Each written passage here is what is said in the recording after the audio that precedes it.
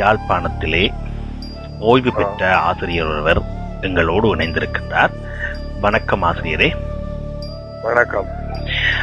பொதுவாக நீங்கள் யாழ்ப்பாணத்திலே ஆசிரியர் கடமையிலே ஈடுபட்டு இப்பொழுது ஓய்வு பெற்றிருக்கிறீர்கள் என்ற வகையிலே அநேகமாக யாழ்ப்பாணத்தில் வடக்கில் இடம்பெற்ற பல்வேறு காலப்பகுதிகளில் இடம்பெற்ற யுத்தமாக இருந்தாலும் இடப்பெயர்வாக இருந்தாலும் எல்லா காலங்களிலுமே அநேகமாக நீங்கள் அங்கேயே வாழ்ந்திருக்கிறீர்கள்.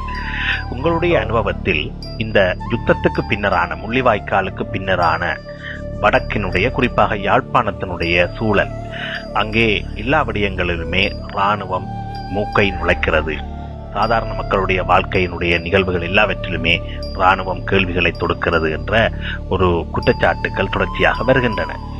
எனவே நீங்கள் ஒரு ஓய்வு பெற்ற ஆசிரியர் என்ற வகையிலே இந்த விடயங்கள் குறித்து உங்களுடைய கருத்து என்ன? யாழ்ப்பாணத்தில் இராணுவத்தினர்களுடைய மேலாதிக்கம் இன்னும் இருந்து கொண்டிருக்கிறது என்றது ஏற்கக்கூடியது. ஆனால் எதிர்ப்புகள் காரணமாக பல விடயங்கள் கைவிடப்பட்டிருக்கின்றன. முக்கியமாக இந்த உயர் பாதுகாப்பு வலயத்திலே வலிவடக்கு என்றது ஒரு பெரிய பிரதேசம்.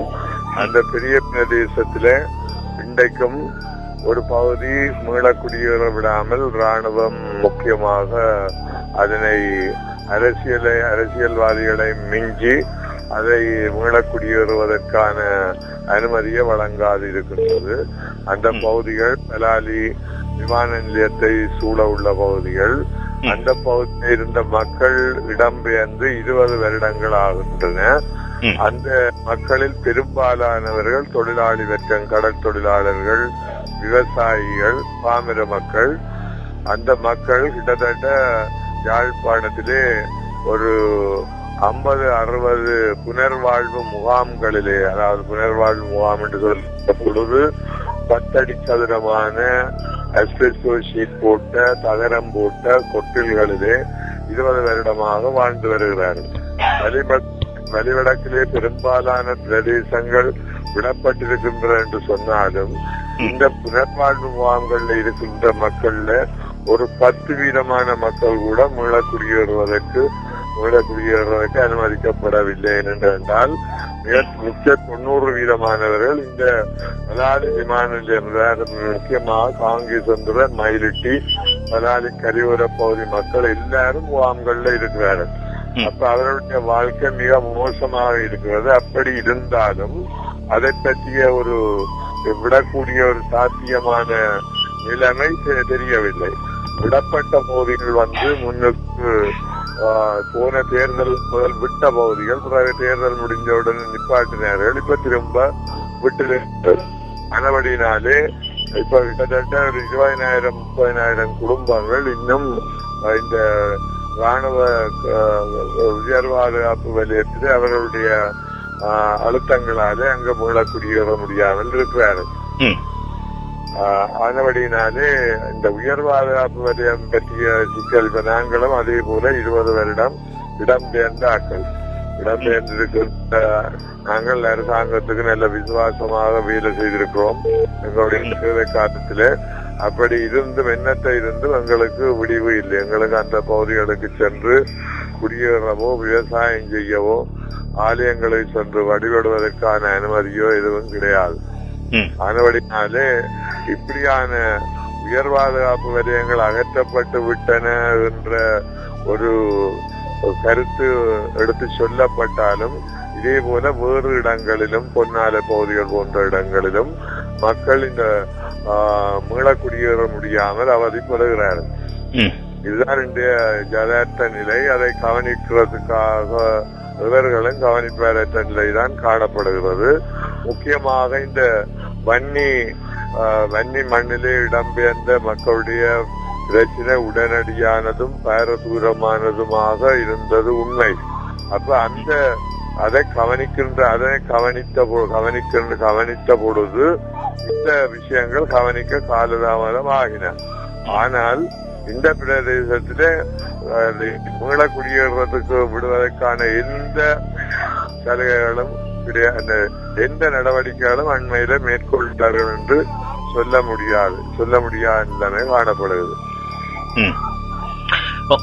ஆனால் பொதுவாக யாழ்ப்பாண அரசாங்க அதிபர் பல தடவைகள் ஊடகங்களிலே தெரிவித்திருந்தாரே, யாழ் கட்டளை தளபதி சொல்லியிருக்கிறார், உயர் பாதுகாப்பு வலயம் என்று ஒன்று யாழ்ப்பாணத்தில் இல்லை. அரசாங்கம் சொல்லியிருக்கிறது உயர் பாதுகாப்பு வலயம் என்று ஒன்று யாழ்ப்பாணத்தில் இல்லை. மக்கள் மிக விரைவாக எல்லோரும் குடியேற்றப்பட்டுக் கொண்டிருக்கிறார்கள், எந்த பிரச்சனையும் மக்களுக்கு இனி வரவிட மாட்டோம் என்றெல்லாம் சொல்லுகிறார்களே. நீங்கள் சொல்லுகிறீர்கள் இன்னும் 20,000-30,000 பேரை குடியேற்றவில்லை என்று. குடும்பங்கள் மக்கள் ஒரு 50,000 பேர் என்று சொல்லலாம். ஏனென்றா யாழ்ப்பாணத்திலே குடிசனம் அதிக நெருக்கமான இடமாக இருந்தது இந்த மயிலிட்டி காங்கேஸ் என்ற பகுதிகள். அந்த பகுதிகளில் இருக்கிற குடும்பங்கள் ஒன்றும் விடப்படவில்லை. நாங்கள் அரசாங்க அதிபரை சந்தித்திருக்கிறோம், மேஜர் ஜெனரல் ஹத்துரு சிங்கா அவர்களை சந்தித்திருக்கிறோம். அவர்களெல்லாம் இந்த பாதுகாப்பு வலயம் மன்னிக்க வேண்டும், ஹத்துரு சிங்கா அப்படி சொல்லவில்லை. அரசாங்க அதிபர் உயர் பாதுகாப்பு வலயம் ஒன்று இல்லை என்று சொன்னார். அதே போல மாண்புமிகு அமைச்சர் பசுல் ராஜபக்ச வந்து இங்கே மக்கள் மத்தியிலே பேசுகின்ற பொழுது ஒரே ஒரு வலயம் தான் இருக்கிறது, சமாதான வலயம் ஒன்று இருக்கிறதே ஒழிய உயர் பாதுகாப்பு வலயம் ஒன்று இல்லை என்று சொல்லி அது ஊடகங்களிலும் அந்த செய்திகள் வெளிவந்தன. ஆனால் அது ஒரு வெளி தோற்றத்துக்கான ஒரு வெளி பிரச்சாரமான கருத்தாகவே இன்றைக்கு அமைகிறதை ஒழிய அவர்கள் அதை இன்னும் வடிவாக அந்த கருத்துக்கு மதிப்பு கொடுக்கப்படவில்லை. வேற எந்த விதமாக இந்த உயர் பாதுகாப்பு வலய பிரச்சனைகளை தவிர பொதுவாக இந்த பதிவு நடவடிக்கைகள் என்ற பிரச்சனைகள் வருகிறது.